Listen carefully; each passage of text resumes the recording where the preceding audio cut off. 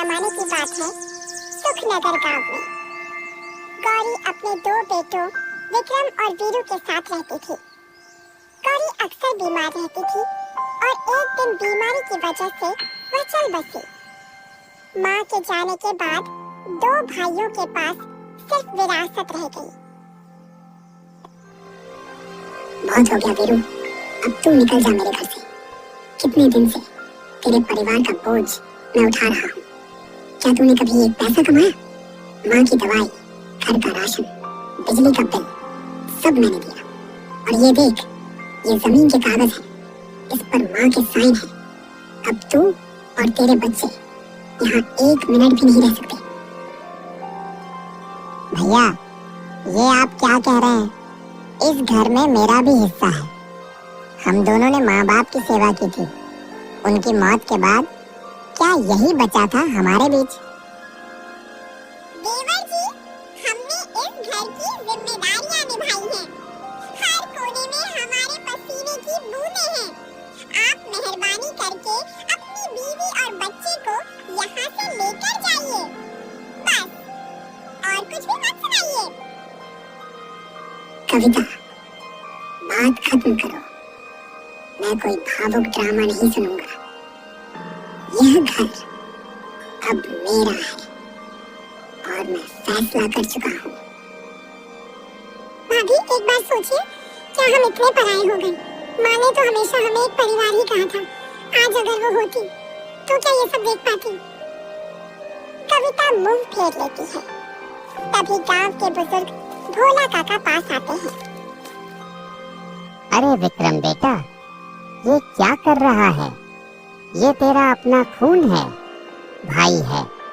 तेरी माँ की चिता की आग अभी ठंडी नहीं हुई और तू इसे घर से निकाल रहा है।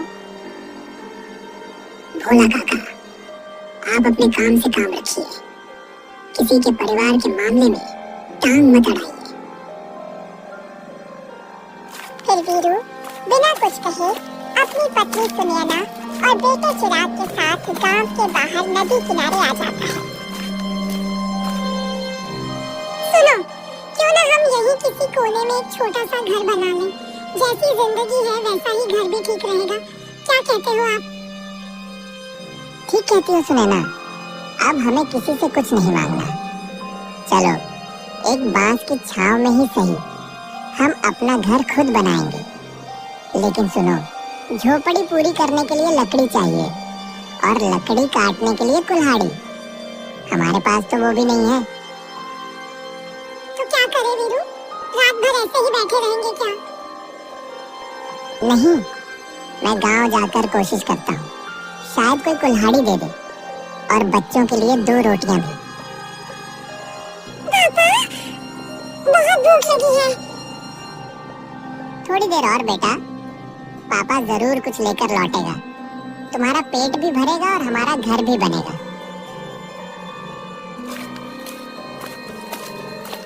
वीरू गांव की तरफ जाता है और एक लकड़हारे वीरू से जो लकड़ी काट रहा होता है कहता है, भाई, क्या ये कुल्हाड़ी मुझे कुछ देर के लिए दे सकते हो? मुझे अपने लिए एक छोटा सा घर बनाना है। घर? तू तो गांव से बाहर का लगता है। क्या करेगा घर बनाकर? मेरे भाई ने जमीन हथिया ली। माँ बाप की मौत के बाद हमें घर से निकाल दिया। अब बीवी बच्चों को लेकर नदी किनारे बस गए हैं। छाया तो चाहिए ना, कम से कम बरसात से सिर ढकने को। आजकल यही देखा जाता है भाई, खून से नहीं जमीन से रिश्ता होता है। ले भाई, ये कुल्हाड़ी भी रख और ये रोटी भी। तू तो अपने जैसा नहीं लगता। भगवान तुम्हारा भला करे भाई। मेरे बच्चे पेट भर के खाएंगे। वीरू कुल्हाड़ी और रोटी लेकर नदी किनारे लौटता है। पापा, रोटी है? बेटा, आज तेरा पेट भर जाएगा और कल से अपनी झोपड़ी भी बनेगी अपने ही हाथों से।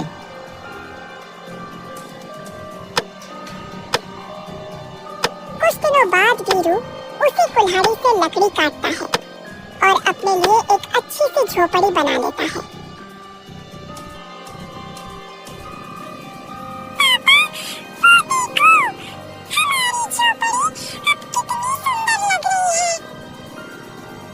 बेटा, ये झोपड़ी नहीं, हमारी मेहनत की मिसाल है। अब कोई हमसे इसे छीन नहीं सकता। ये हमने अपने पसीने से बनाया है, अब ये हमारा है पूरी तरह से। चलो सुनैना, अब जब घर बन गया है तो मैं गांव जाकर कोई काम ढूंढता हूँ। कुछ भी करूँगा, लेकिन रसोई का धुआं फिर से उठेगा। फिर वीरू गांव की तरफ निकल पड़ता है। भैया, कोई काम हो तो बता दो। मेरी बीवी और बच्चे कई दिनों से भूखे हैं। घर में चूल्हा तक नहीं जला। मैं मजदूरी कर लूंगा, खेत में काम भी कर लूंगा, बस कुछ मिल जाए। अरे वीरू, अभी तो सीजन भी नहीं है, काम कहाँ से दूं? जा कहीं और पूछ ले। फिर वीरू एक एक कर कई घरों में जाता है, पर कोई भी उससे काम नहीं देता। वीरू हताश आंखों में आंसू लिए लौटता है। तभी एक बूढ़ी औरत उसे देखती है और उससे कहती है, बेटा, तू कब से घूम रहा है? तेरा चेहरा सब कुछ कह रहा है। ले, ये रोटी और थोड़ा सा गुड़ ले। कुछ नहीं तो कम से कम तेरा बच्चा तो चुप हो जाएगा ना। माई, आज तू तो जैसे भगवान बनकर आई है। तेरा ये टुकड़ा हमारे लिए किसी खजाने से कम नहीं। फिर वीरू घर लौटता है। ये लो सुनैना, थोड़ा सा खाना मिला है, चिराग को खिला दो, वो भूखा है। और आप? आपने तो खुद भी कुछ नहीं खाया है। आपका चेहरा बता रहा है कि आप बहुत थक गए हैं। मुझे भूख नहीं है, बच्चों का पेट भरा रहे, बस वही काफी है। मैं तो कल भी खा लूंगा। आप ऐसे क्यों हैं वीरू? इतना सहकर भी हमेशा मुस्कुरा लेते हैं। काश दुनिया में आप जैसा दिल सबको मिलता। वीरू चुपचाप पानी पीता है और सिर झुकाकर झोपड़ी के कोने में जाकर बैठ जाता है। क्या इतनी बेबस हो गई है मेरी किस्मत? हर दरवाजे पर दस्तक दी, पता नहीं कब हमारे दिन बदलेंगे, कब चिराग बिना भूखे पेट सोएगा, कब सुनैना की आंखों में सुकून लौटेगा। तभी उसकी नजर कोने में रखी कुल्हाड़ी पर जाती है। ये कुल्हाड़ी शायद यही आखिरी रास्ता है। अगर कोई काम नहीं देगा तो अब खुद अपना काम करूंगा। कहाँ जा रहे हो वीरू? अभी अभी तो लौटे हो। कुछ खा लो पहले, फिर चले जाना। सुनैना, जब तक चिराग की थाली में भरपेट खाना ना हो, मैं कुछ भी नहीं खा सकता। आज जंगल से लकड़ी काट कर लाऊंगा, बेचूंगा और राशन लेकर लौटूंगा। वीरू जंगल में लगातार पसीना बहा रहा था और फिर जो लकड़ियाँ काटता है उसे लेकर बाजार चला जाता है। लकड़ियाँ ले लो, लकड़ियाँ सूखी हैं, एकदम सस्ती हैं। ले लो भाई, ले लो। एक ग्राहक लकड़ी हाथ में लेकर देखता है। सूखी तो है पर बहुत पतली है, 10 रुपए दूंगा। भैया, मेहनत बहुत लगती है, थोड़ा और बढ़ा लो। 15 रुपए का एक गट्ठा है। देना हो तो दो, वरना और बहुत लोग बैठे हैं। वीरू मजबूरी में उस लकड़ी को 10 रुपए में बेच देता है। फिर धीरे धीरे उसकी सारी लकड़ियाँ बिक जाती हैं। चलो, कम है पर मेहनत से आया है। अब राशन लेकर घर जाता हूँ। चिराग के लिए आज पेट भर खाना होगा। फिर वीरू किराने की दुकान पर जाता है। भैया 1 किलो चावल दे दो और 1 किलो आटा। कमाल है वीरू, लोग तो भीख मांगते हैं, पर तू तो जंगल से मेहनत लाया है। भाई, मेहनत ही तो आखिरी सहारा है। सारा राशन लेकर वीरू घर पर लौटता है।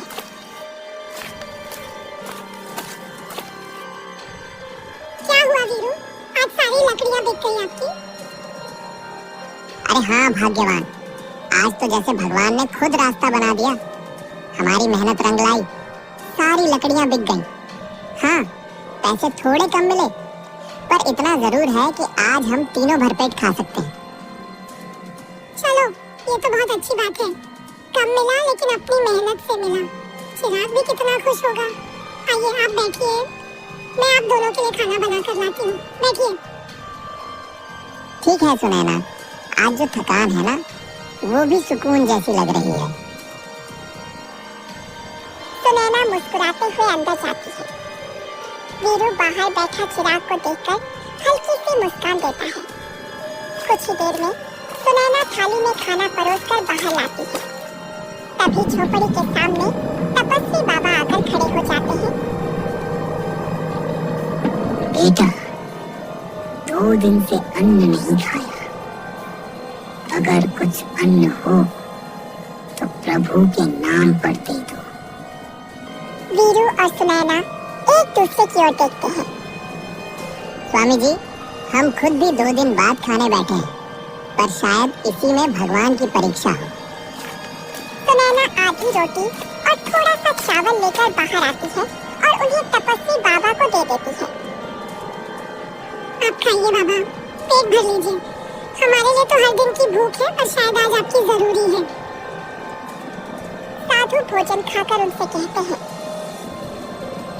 बेटा, तेरी सेवा और मेहनत का फल तुझे जरूर मिलेगा।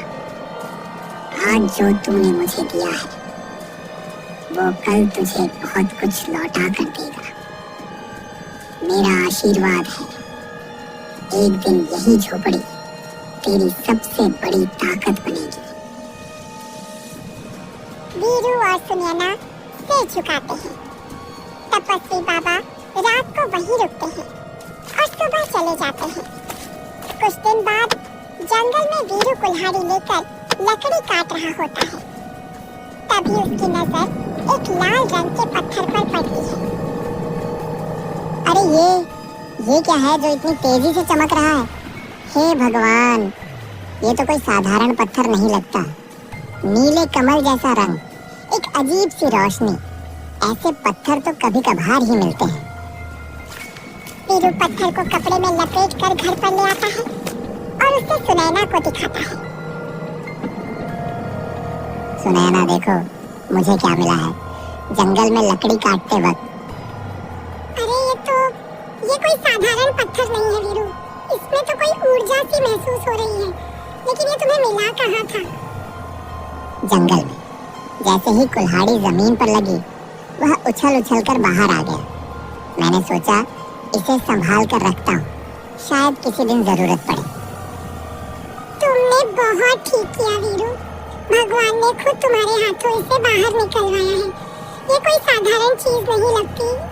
लगता है हमारी जिंदगी बदलने वाली है। वहीं दूसरी तरफ विक्रम कुछ लोगों के साथ जुए में डूबा हुआ था। आज तो किस्मत तेरे साथ है विक्रम। तू ऐसे जीतता रहा तो एक दिन पूरे गांव का मालिक बन जाएगा। जा लगा दे फिर से सारा दांव एक साथ। डरता क्यों है विक्रम? डरता नहीं हूँ। विक्रम सिंह नाम है मेरा। सारी जमीन, घर, खेत सब लगा देता हूँ। जीत गया तो राजा बन जाऊंगा। किस्मत बदलने के लिए कुछ तो करना पड़ेगा। वह सारे खेत, जमीन, घर सब कुछ दांव पर लगा देता है। पत्ते खुलते हैं और विक्रम हार जाता है। विक्रम, तू हार गया। अब तेरे नाम कुछ नहीं बचा। सब अब हमारे हवाले है। नहीं, ये नहीं हो सकता। मेरे बाप दादा की जमीन, मेरा सब कुछ, मैंने सब कुछ गवा दिया। अब मैं क्या लेकर जाऊंगा घर? विक्रम थका हारा घर पहुंचता है। क्या हुआ? इतनी देर कहाँ थे? और ये चेहरा क्यों सूझा है आपका? सब हार गया कविता। खेत, घर सब चला गया। क्या कहा तुमने? तुम सच कह रहे हो? तुमने हमारे बच्चों का भविष्य जुए में दांव पर लगा दिया। हे भगवान, हम अब कहाँ जाएंगे? मैंने सोचा था जीतूंगा तो अमीर बनेंगे। मुझे माफ कर दो, मुझे समझ नहीं आया। मैंने लालच में सब कुछ खो दिया। मैंने सोचा था एक बार जीत जाऊं तो तुम्हें सोने के कंगन दूंगा, बेटे को पढ़ने शहर भेजूंगा, इस मिट्टी की जिंदगी से ऊपर ले चलूंगा। पर मैं तो खुद ही मिट्टी में मिल गया। पीछे से उसके दोस्त की आवाज आती है। जब तू जुए में सब कुछ हार गया था तो तूने यह घर मेरे नाम किया था, याद है ना? तेरे पास ठीक 10 मिनट है, अपना सामान समेट और निकल जा इस घर से। ये अब तेरा नहीं मेरा घर है। मैं अब और नहीं सह सकती। मैं जा रही हूँ कहीं ऐसी जगह जहाँ जिंदगी फिर से शुरू हो सके, जहाँ मेरा बच्चा भूखा न सोए। कविता बच्चे को उठाती है। वह विक्रम की तरफ बिना देखे घर से बाहर निकल जाती है। विक्रम वहीं का वहीं बैठा रह जाता है। सब चला गया, कविता, बेटा, घर, खेत। मैंने सब कुछ जुए की बाजी में हार दिया। अब मैं किसके लिए जीऊं? कुछ दिनों बाद विक्रम गांव की गलियों में इधर उधर भटक रहा था। भोला काका, कुछ खाने को मिल जाएगा? 2 दिन से कुछ खाया नहीं। चल हट, तेरे जैसे लोगों को ही देख देख के भगवान भी चुप हो जाते हैं। कभी दूसरों का हक मारा था, अब खुद भूखा फिर रहा है। मैंने गलती की थी काका, पर अब कोई तो दया कर लो। दया दया उनके लिए होती है जिनके कर्म साफ हों। तू तो अपनी लालच की आग में सब कुछ जला बैठा विक्रम। जमीन, घर, परिवार सब कुछ हार गया। जा यहाँ से, मेरे पास तेरे लिए कुछ नहीं है। विक्रम हताश होकर पीछे हटता है। भोला काका दरवाजा जोर से बंद कर लेते हैं। फिर ठीक वैसे ही विक्रम एक एक घर के दरवाजे पर गया, लेकिन हर जगह से उसे तिरस्कार ही मिला। हर दरवाजा उसके लिए बंद होता गया। किसी ने पानी तक न पूछा। भूखा, थका और बीमार विक्रम आखिरकार गांव के बाहर एक पुराने पीपल के पेड़ के नीचे बैठ गया। अकेला, बिल्कुल अकेला।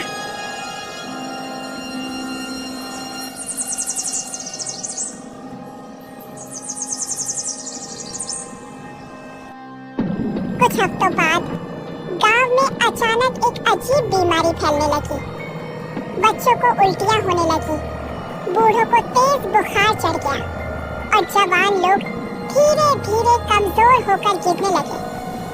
गांव में डर और अफरा तफरी का माहौल बन गया।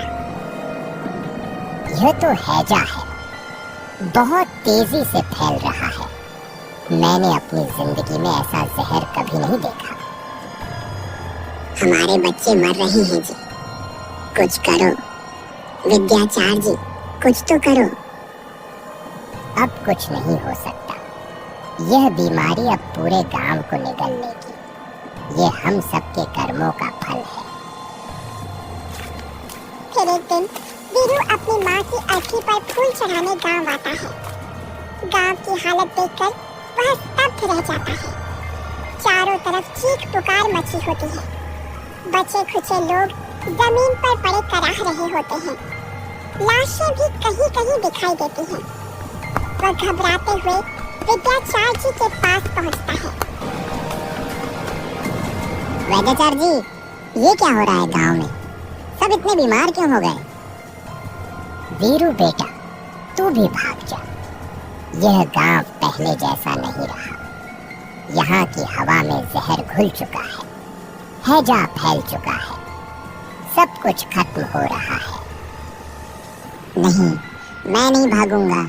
ये मेरा गांव है, मेरी मिट्टी है। कोई ना कोई उपाय जरूर होगा। बताइए ना वैद्याचार्य जी, कोई तो इलाज होगा। एक तरीका है वीरू, बहुत पुरानी जड़ी बूटी है, नील कमली कहते हैं उसे। अगर उसे एक विशेष नीले पत्थर पर घिसा जाए तो उस दवा से सबसे खतरनाक रोग भी मिट जाते हैं। मैंने वो बोटी तो सहेज कर रखी है, लेकिन वो नीला पत्थर मेरे पास नहीं है। नीला पत्थर? वैद्याचार्य जी, एक नीले रंग का पत्थर मेरे पास है। मैं जब जंगल में लकड़ियां काट रहा था तब मुझे वो पत्थर मिला था। मैंने तो बस यूं ही रख दिया था। शायद वही हो। आप रुकिए, मैं अभी लाता हूँ। वीरू दौड़ता है और अपने घर की तरफ जाता है। वीरू, क्या हुआ? सब ठीक तो है ना? वो नीला पत्थर कहाँ है जो मैंने तुम्हें रखने को कहा था? हाँ, वो मैंने अच्छे से संभाल कर रखा था। ये लो। भगवान का शुक्र है, यही पत्थर है। वीरू वापस वैद्याचार्य जी के पास जाता है। विद्याचार्य जी, ये देखिए, यही वो पत्थर है ना? हे प्रभु, यही है, बिल्कुल यही पत्थर चाहिए था। अब सब ठीक हो जाएगा।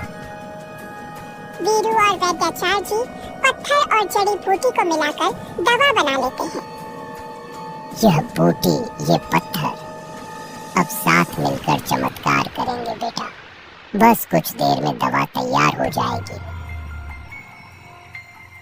भाइयों और बहनों, यह दवा है हमारी आखिरी उम्मीद। हर एक को एक एक चम्मच पीनी है। डरिए मत, अब सब ठीक हो जाएगा। फिर सभी गांव वाले एक एक चम्मच करके दवाई पी लेते हैं और कुछ ही घंटों में सभी ठीक होने लगते हैं। बेटा वीरू, तू तो भगवान बन गया इस गांव का। तूने सबको नई सांसें दी। सब तो ठीक हो गए, पर मेरा भैया वो अब तक कहीं नहीं दिखा। तभी भोला काका पास में आते हैं। बच्चा, तेरे जाने के बाद तेरे भाई ने सब कुछ हार दिया, जुए में सब गंवा दिया। तेरी भाभी उसे छोड़कर चली गई। अब वो गांव के बाहर उस नदी के पेड़ के नीचे बैठा रहता है, बीमार, अकेला बैठा होगा। वीरू यह बात सुनते ही दौड़ पड़ता है। भैया, भैया मैं आ गया। देखो भैया, वीरू आ गया। भैया, तू आ गया। मैंने तो सोचा था अब तुझे कभी नहीं देख पाऊंगा। कुछ नहीं होगा भैया, ये दवा लो, बस थोड़ा सा, सब ठीक हो जाएगा, देखना। वीरू विक्रम के मुंह में दवा रखता है और उसे पानी पिलाता है। कुछ ही क्षणों में विक्रम की सांसें थोड़ी सामान्य होने लगती हैं। माफ कर दे मुझे वीरू, मैंने तुझसे सब कुछ छीन लिया। तेरा हक, तेरा घर, माँ की यादें। मैं लालच में अंधा हो गया था बेटा। भैया, भूल जाओ सब कुछ। माँ कहती थी, परिवार एक धागा होता है, टूट भी जाए तो जोड़ना हमारा फर्ज है। अब सब ठीक हो गया भैया, हम फिर से एक साथ रहेंगे। हमारा घर फिर से एक घर बनेगा। वीरू बेटा, तूने ना सिर्फ बीमारी से सबको बचाया, बल्कि हमें भाईचारे की असली मिसाल भी दी। तूने अपने बड़े भाई विक्रम को नहीं छोड़ा। आज हम सभी की तरफ से गांव की एक जमीन तुम्हारे नाम की जाती है, एक छोटे से खेत के साथ, ताकि तुम दोनों भाई फिर से साथ मिलकर खेती करो और इस गांव को यूं ही रोशन करते रहो। पंचमुखी जी, गांव वालों, मैंने बहुत गलतियां की, पर आज जो आपने मुझे फिर से अपनाया है, उसका आन मैं जीवन भर नहीं चुका पाऊंगा। अब बस अपने छोटे भाई वीरू के साथ मिलकर पसीने से इस धरती को सींचूंगा और सच में इंसान बनकर दिखाऊंगा। भैया, अब हम कभी अलग नहीं होंगे। जो कुछ भी हुआ वो सब बीत गया। अब हम साथ मिलकर दो घर बनाएंगे, एक तुम्हारा, एक मेरा, लेकिन दिल हमेशा एक रहेगा, भाईचारे वाला।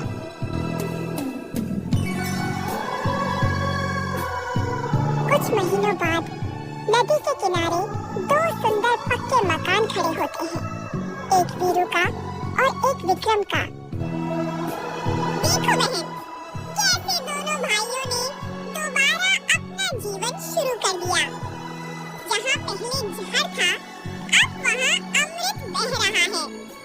यही है असली घर, असली भाईचारा। बच्चों, इन भाइयों की कहानी याद रखना।